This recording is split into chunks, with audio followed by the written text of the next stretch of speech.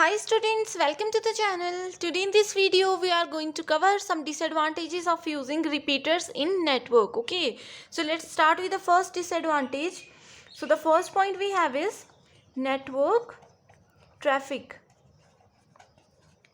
ठीक है, ये हम लोगों ने जो इंट्रोडक्शन वीडियो है वहाँ पे भी डिस्कस किया था कि रिपीटर्स जो होते हैं वो बेसिक हार्डवेयर डिवाइस हैं. ठीक है, रिपीटर्स जो हैं वो बेसिक हार्डवेयर डिवाइस हैं एंड ये काम करते हैं सिर्फ फिजिकल लेयर्स पे. OSI मॉडल की कुछ लेयर्स होती हैं एंड ये फिजिकल लेयर पे काम करते हैं, राइट.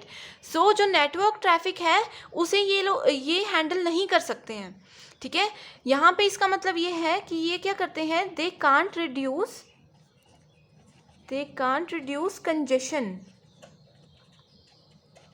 ठीक है, अब देख लो, सिंपल सा एक एग्जांपल मैं लेकर समझाती हूँ आप लोगों को. ये एक एंड है, ये दूसरा एंड है. ठीक है, ये सोर्स है एंड ये डेस्टिनेशन है. ठीक है, सो ट्रैफिक में हम लोग क्या करते हैं, मान लीजिए ये हमारा घर है एंड हमें मार्केट जाना है. ठीक है, एंड यहाँ पे ये रोड है, सिंगल रोड है. ठीक है, सो यहाँ पे ट्रैफिक को किस तरह से मेंटेन किया जाता है, जो ट्रैफिक पुलिस होते हैं वो किस तरह से मेंटेन करते हैं. यहाँ से अगर पैकेट जा रहा है तो जब तक वो डेस्टिनेशन पे नहीं पहुँच जाता वो इस तरफ से आने वाले पैकेट को रोक के रखते हैं, राइट. एंड जैसे ही ये पैकेट इधर पहुँच जाता है तो वो उस पैकेट को इधर ट्रांसमिट करवा देते हैं. ये होता है ना. सो मैक्सिमम जो है, जैसे कि ब्रिजेस हो गए, हब हो गया, ये क्या करते हैं, ये कंजेशन को कंट्रोल करते हैं, नेटवर्क ट्रैफिक को कंट्रोल करते हैं, क्योंकि ये बहुत ही ज़्यादा एडवांस डिवाइसेस हैं, राइट. लेकिन रिपीटर्स क्या है, रिपीटर एक सिंपल हार्डवेयर है तो ये इतना सब चीज़ों को कंट्रोल नहीं कर सकता. Okay, repeaters are not able to segment the traffic network और नेटवर्क ट्रैफिक, राइट. सो यहाँ पे जो है इसका ट्रैफिक ज़्यादा हो जाता है बट रिपीटर इससे कंट्रोल नहीं कर पाता. ये सेंट्रल डिवाइस है रिपीटर, यहाँ पे बीच में काम करेगा एंड इस तरह से ये ट्रैफिक्स को कंट्रोल नहीं कर पाता. Okay, second disadvantage is specification. Okay, repeaters are also unable to connect networks of varied architectures. ठीक है, for this purpose either a gateway और अ राउटर इज रिक्वायर्ड. इसका मतलब ये है कि दो लैन्स हैं. ठीक है, फिर से वही बात है कि दो लैन्स हैं एंड बीच में रिपीटर है, राइट. ये जितनी भी नेटवर्क डिवाइसेस हैं इसमें आप लोगों ने यही चीज़ याद रखनी है कि दो डिवाइसेस हैं, वो लैन भी हो सकती है, कई जगह पे सेम लैन रहेंगी, कई जगह पे डिफरेंट लैन्स भी हो सकती हैं. एंड ये जो भी डिवाइसेस हैं ये बीच में काम करेंगी, सेंट्रल डिवाइसेस होती हैं ये सब. ठीक है, सो स्पेसिफिकेशन में ये मतलब है कि अगर दोनों लैन्स सेम होंगी, सेम प्रोटोकॉल को फॉलो करेंगी.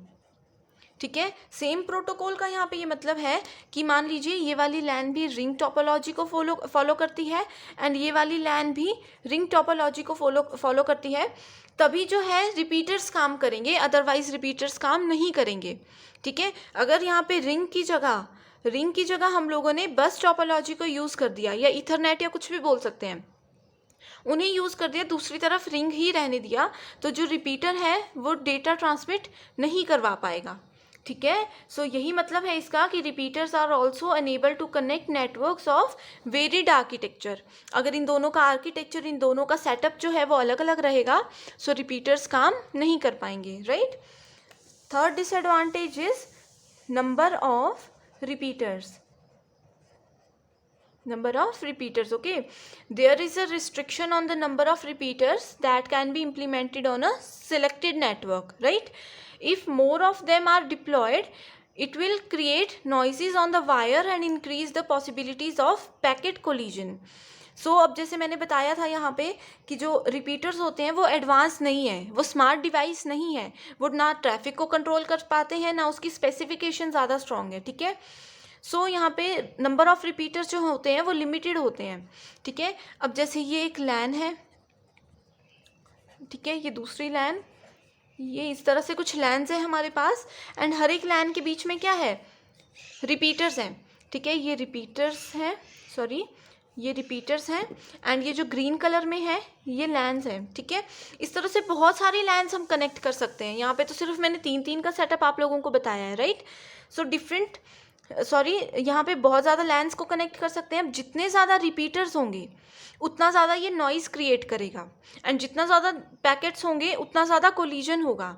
यहाँ पे सिर्फ 2 नेटवर्क्स की अगर बात करेंगे तो भी क्या करता है, रिपीटर जो है वो ट्रैफिक को कंट्रोल नहीं कर पाता है, यहाँ पे कोलिजन होता ही होता है। ठीक है, सो अगर इतने ज़्यादा नेटवर्क्स को हम लोग कनेक्ट करेंगे एक साथ, फिर तो बहुत ही ज़्यादा कोलिजन होगा, हमारा नेटवर्क सेटअप जो है वो पूरा डिस्ट्रॉय हो सकता है। ठीक है, एंड उसको वापस से अपनी ओरिजिनल पोजीशन में लेकर आना, जिससे कि पैकेट्स भी सेव रहें और हमारा नेटवर्क सेटअप भी सेफ रहे, वो बहुत ही ज़्यादा डिफ़िकल्ट हो जाता है। ठीक है, तो ये बहुत ही मेजर डिसएडवांटेज है। नेक्स्ट पॉइंट है network segmentation. Network segmentation. Okay, so repeaters don't have the potential to segment the network. It cannot create separate traffic from one cable to a special one. Okay, इसका मतलब ये है कि अलग अलग segments में ये काम नहीं करता। अगर हम सोचें कि ये एक अलग सेगमेंट क्रिएट कर देते हैं एंड ये एक अलग सेगमेंट क्रिएट कर देते हैं, हर एक सेगमेंट में एक रिपीटर एंड 2 लैंस हों, तो रिपीटर ये काम नहीं करता है। रिपीटर क्या करता है, सीक्वेंशियली हर एक चीज़ को कनेक्ट करता जाएगा, उसको सेगमेंट्स में डिवाइड नहीं करेगा। अगर ये सेगमेंट्स में डिवाइड करता तो क्या होना था, तो इसका ये बेनिफिट रहता कि इसमें ट्रैफिक भी कम रहती, कोलिजन भी कम रहता, एंड ईजिली डेटा ट्रांसमिट हो जाता है, एंड इसका सेटअप भी थोड़ा ईजी होता। ठीक है, होता है ना ऐसे, ये बड़ा काम है, एक बड़ा काम करने में हमें ज़्यादा टाइम भी लगता है एंड ज़्यादा डिफिकल्ट भी होता है उसे सेटअप करना। उसी काम को अगर हम लोग छोटे छोटे मॉड्यूल्स में डिवाइड कर देंगे एंड हर एक मॉड्यूल को सेपरेटली हैंडल करेंगे, सो वो ईजी हो जाता है। ठीक है, बट रिपीटर ये काम नहीं करता है, right. Next point is bandwidth usage.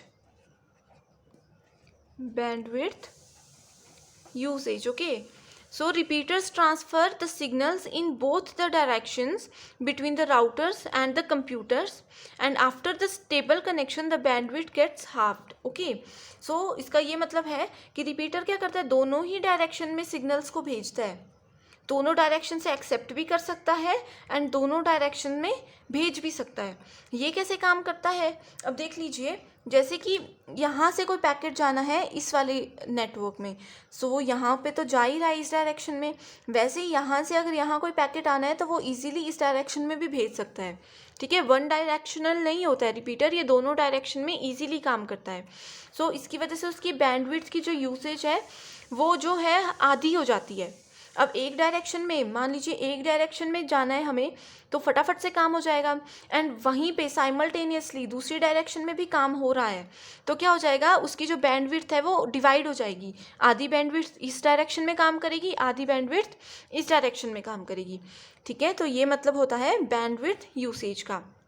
सो ये भी एक मेजर डिसएडवांटेज है, क्योंकि जितना ज़्यादा ट्रैफिक होगा, दोनों तरफ को अगर डेटा पैकेट्स फ्लो कर रहे हैं साइमल्टेनियसली, तो उसकी स्पीड कम हो जाएगी एंड उसकी बैंडविड्थ भी लो होती जाएगी।